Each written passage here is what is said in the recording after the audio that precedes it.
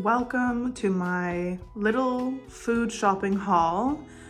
This is all my food I'm gonna be having for the holiday season, spending the weekend and Christmas alone. And so I'm just gonna make some really different foods for Christmas.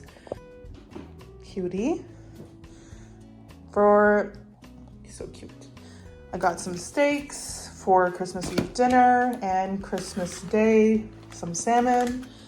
They didn't have any wedges, so I have hash browns, have some milk, and I got some shrimp. So I'm gonna make like a sort of surf and turf with asparagus. I love asparagus. I find asparagus kind of expensive here. So the fact I'm just splurging on asparagus. And I never tried the corn here, so I have some corn.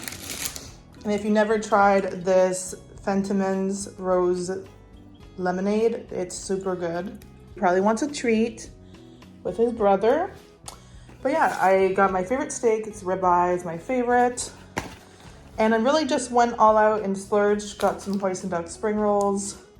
It's just me kind of funny having all this with hash browns. I'm gonna make sweet potato in the oven on Christmas Day because they had no wedges left. But this cutie, do you approve? Approve? Yeah, so cute. For Christmas, like brunches, breakfast, brie, ham, roquette, chutney sandwich, some steak, surf and turf with these shrimps, and also a version of that with some salmon, maybe a light salad and some vegetables. Very simple, clean eating, but I love all this. And yeah, so I'm gonna put all this away. Made my first meal of the weekend. Seems like a lot, and it kind of is, but I didn't really have lunch, so this is what I'm having. Made some hash browns in the air fryer, ribeye steak, medium rare hopefully, or medium, asparagus, and corn on the cob. That's my little meal. Gonna eat this beside a nice tree, and then watch a Christmas movie. Good morning.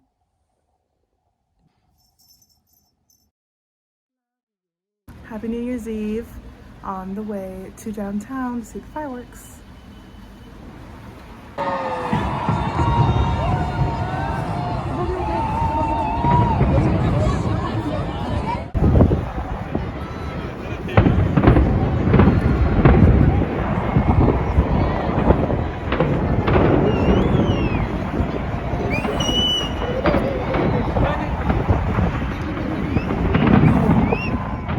Hello everyone, and welcome to the kitchen. We are going to be baking today. I love to bake, I love to cook, so I thought I'd show you guys this cake recipe that I haven't made in a while, but it's always a crowd pleaser. So basically I make a date cake, but I take the recipe from a Queen Elizabeth cake, super fitting. We're in England and we're making Queen Elizabeth, the cake that she loves allegedly. So this cake usually has coconut and dates, but for this, I love coconut, don't get me wrong, but I just think the dates are the star of the show. So I'm gonna show you guys how I make, or just behind the scenes of this date cake. I have my pitted dates and other ingredients all laid out.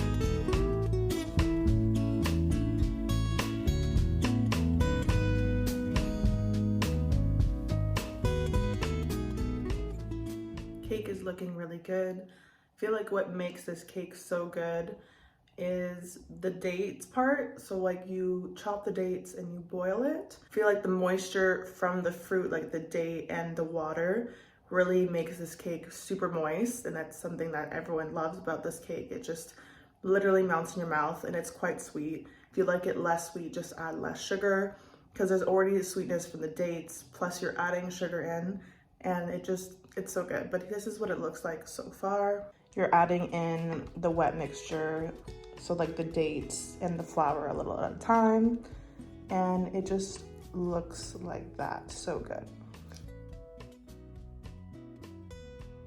So I finished the cake. I cut a portion out to put in a container, but this is what it looks like. I know it looks kind of weird, but basically you make like a glaze, sort of like if you glazed a donut, with cream, butter, and a bit of sugar. I just use some milk, butter, and some brown sugar, and you boil that, and then you put it on top. You poke a bunch of holes in it, and it makes a glaze. It's super moist. You can tell like here, all the pieces of dates. It's very similar to sticky toffee pudding cake. But yeah, it's super good. I know it looks kind of funky with the glaze, but it is really good. And we're on our way to see the Nutcracker at the London Coliseum.